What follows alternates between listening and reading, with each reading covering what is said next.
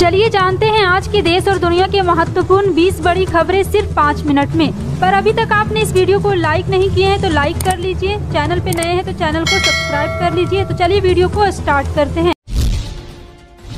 कर्नाटक विधानसभा चुनाव से पहले बीजेपी को भ्रष्टाचार का झटका। पूरी जानकारी आपको विस्तार से देंगे, वीडियो को अंत तक जरूर देखें।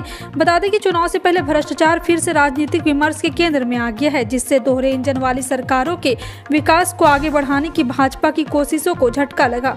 भ्रष्टाचार के मुद्दे पर कांग्रेस और जनता दल सेक्युलर के संयुक्त हमले की तुलना में भाजपा विधायक मदन विरूपाक्षप्पा के खिलाफ लोकायुक्त की कार्रवाई ने पार्टी की विश्वसनीयता को अधिक गंभीर नुकसान पहुंचाया।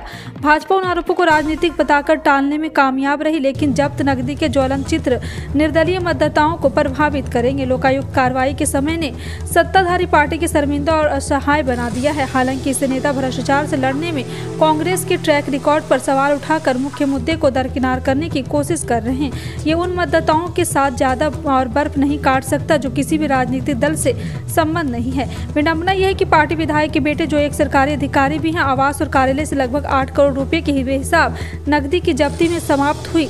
छापेमारी तब की गई जब पार्टी के केंद्रीय नेता अक्सर राज के दौरा कर रहे थे। मेघालय की सियासी पीच पर बेहतरीन पारी खेलने वाले नेशनल पीपल्स पार्टी अध्यक्ष कोनराड संगमा मंगलवार को एक बार फिर से मुख्यमंत्री पद की शपथ लेंगे। संगमा को सियासत अपने पिता पीएम और संगमा की विरासत में मिली। मेघालय की राजनीति में संगमा अपने पिता की तरह एक शक्तिशाली राजनेता के रूप में उभरे हैं, जो चुनाव दर चुनाव मजबूत होते जा रहे हैं। राज्य में लगातार दूसरी बार कोनराड संगमा के नेतृत्व में एनपीपी यूडीपी बीजेपी गठबंधन की सरकार बनने जा रही है। आखिर कौन है कोनराड संगमा? जी हाँ, कोनराड संगमा का जन्म 27 जनवरी 1978 को मेघालय के वेस्ट गारो हिल्स के जिले में हुआ है। एशिया का सबसे बड़ा टेक्सटाइल हब कहे जाने वाला सूरत कपड़ा बाजार की कारोबारी मुसीबत में नजर आ रहा है। यह मुसीबत असम सरकार के एक फैसले के चलते आई है। कारोबारियों को डर है कि करीब 100 करोड़ से भी ज्यादा का नुकसान हो सकता है। दरअसल असम सरकार ने अपने यहाँ हस्तकला को बढ़ावा देने के लिए मेखला चादर पर प्रतिबंध लगा दिया है। इसके चलते असम में 14 अप्रैल को मनाए जाने वाले बिहू पर्व को लेकर व्यापारियों ने सूरत कपड़ा बाजार में बड़े पैमाने पर मेखला चादर का ऑर्डर दिया। सूरत के कारोबारियों ने ऑर्डर के समय पर पूरा करने के लिए प्रोडक्शन में दिन रात लगा दिया। ज्यादातर ऑर्डर के पार्सल असम पहुंच गए हैं। पश्चिम बंगाल में राज्य सरकारी कर्मचारी केंद्र सरकार के बराबर महंगाई भत्ता बढ़ाने की मांग को लेकर लगातार प्रदर्शन कर रहे हैं। पश्चिम बंगाल के मुख्यमंत्री ममता बनर्जी ने इसे विपक्षी समर्थित विरोध प्रदर्शन बताते हुए नाराजगी जाहिर की। ममता बनर्जी ने कहा है कि राज्य सरकार के पास कर्मचारियों को अधिक पैसे देने के लिए अब फंड नहीं है। उन्होंने कहा कि अगर प्रदर्शन करने वाले कर्मचारी उनका सिर भी काट दे तब भी सरकार उन्हें अधिक डीए नहीं दे सकती। पश्चिम बंगाल में संग्राम चौथा मंच समेत कर्मचारियों के कई संगठन केंद्रीय कर्मचारी के बराबर डीए की मांग को लेकर प्रदर्शन कर रहे हैं। इस मुद्दे पर ममता बनर्जी बजट सत्र में चर्चा के दौरान विधानसभा में बोल रही थी। देश के कई राज्यों में बढ़ती गर्मी के बीच हल्की बारिश और बूंदाबूंदी से मौसम खुशनुमा हो गया है। बढ़ते तापमान के बीच मौसम के करवट लेने से लोगों को राहत मिल रही है। मौसम विभाग ने महाराष्ट्र, राजस्थान, गुजरात समेत कुछ और राज्यों में बारिश की बात कही। मौसम विभाग की माने तो 7 मार्च और कल के लिए भी मध्य प्रदेश और पश्चिम भारत से जुड़े इलाकों में गरज के साथ बारिश की संभावना व्यक्त की गई है। दिल्ली आबकारी नीति मामले में अब मनीष सिसोदिया ने पूछताछ करने के लिए प्रवर्तन निदेशालय की एक टीम तिहाड़ जेल पहुंच गई है। पहली बार है जब ईडी आबकारी मामले में दिल्ली के पूर्व मुख्यमंत्री मनीष सिसोदिया से पूछताछ कर रही है। आबकारी मामले में मनीष सिसोदिया को दिल्ली की एक अदालत ने 20 मार्च तक के लिए न्यायिक हिरासत में भेजा है। उनकी जमानत पर 10 मार्च को सुनवाई होगी। भारत में कोविड मामलों में एक बार फिर से बढ़ोतरी देखी गई है। पिछले 3 हफ्तों में कोविड संक्रमण मामले लगातार बढ़ रहे हैं। पिछले हफ्ते देश भर में 1898 नए कोरोना केस रिकॉर्ड किए गए। हालांकि अभी कुल मामलों की संख्या काफी कम है, लेकिन कोरोना मामलों में वृद्धि के आंकड़े अलर्ट जरूर कर रहे हैं। बीते रविवार को खत्म हुए सप्ताह में कोरोना केस में 63% की वृद्धि देखी गई, जबकि इसके पिछले सप्ताह में 39% की वृद्धि और उसके 13वें सप्ताह में 13% की वृद्धि देखी गई थी।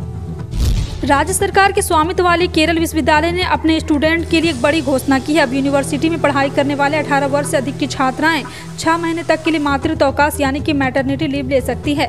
केरल विश्वविद्यालय ने सोमवार को इसके संबंध में आदेश जारी किया। राज्य में उच्च शिक्षा संस्थान वाले पीरियड्स लीव के संदर्भ में छात्राओं के अटेंडेंस को 75 से 73% कर चुकी है। विश्वविद्यालय सिंडिकेट के फैसले के अनुसार जो भी छात्र मातृत्व अवकाश पर जाती है वो 6 महीने के बाद फिर से बिना एडमिशन करवाए अपनी क्लास को रिज्यूम कर सकती हैं। आपके की आय दुगनी हुई या नहीं, इस पर सरकार का ऐलान है कि भारत में प्रति व्यक्ति आय वर्ष 2014-15 के बाद से दुगनी हो गई है। बताया जा रहा है कि 2014-15 के बाद से देश के प्रति व्यक्ति आय दुगनी होकर 1.72 लाख रुपये हो गई है। राष्ट्रीय सांख्यिकी कार्यालय के आंकड़ों के अनुसार शुद्ध राष्ट्रीय आय के मामले में प्रति व्यक्ति आय मौजूदा कीमतों में 2022-23 में 1,72,000 रुपये थी। इस आय में पिछले वर्ष की तुलना में 15.8% की वृद्धि हुई या 86,647 रुपये में लगभग 46,647 रुपये थी। भारतीय नेवी को एक और सफलता हाथ लगी। नेवी ने INS विशाखापट्टनम से मध्यम दूरी की सतह पर हवा में मार करने वाली मिसाइल का सफल परीक्षण किया है। परीक्षण के दौरान NRSM के टारगेट एकदम सटीक निशाना लगाया है। पूरी तरह से भारत में निर्मित है।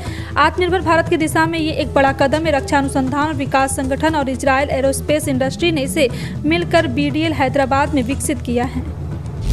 डिजिटल विज्ञापन से जनता को गुमराह होने से बचाने के लिए केंद्र सरकार ने बड़ा कदम उठाया है। उपभोक्ता मामले, खाद्य और सार्वजनिक वितरण मंत्रालय के तहत उपभोक्ता मामलों की विभिन्न ने इंटरनेट मीडिया प्लेटफॉर्म पर मशहूर हस्ती इन्फ्लुएंसर के लिए दिशा निर्देश जारी किया। ऐसा इसलिए किया गया ताकि लोगों को उत्पाद विज्ञापन में भ्रमित न किया जा सके। नए दिशा निर्देश के अनुसार इंटरनेट मीडिया पर लाखों फॉलोवर रखने वाले इन्फ्लुएंसर को अब किसी भी प्रचार सामग्री में अस्वीकरण यानी कि डिस्क्लेमर देना अनिवार्य बनाया गया है। फिलहाल आपका इन सभी खबरों पर क्या कहना है, कमेंट सेक्शन में टाइप करके जरूर बताएं। इसी तरह की पल पल की अपडेट जानने के लिए जुड़ रहे हैं आप अपने NTS न्यूज़ चैनल से। मिलते हैं अगली बड़ी खबर में, तब तक के लिए जय हिंद।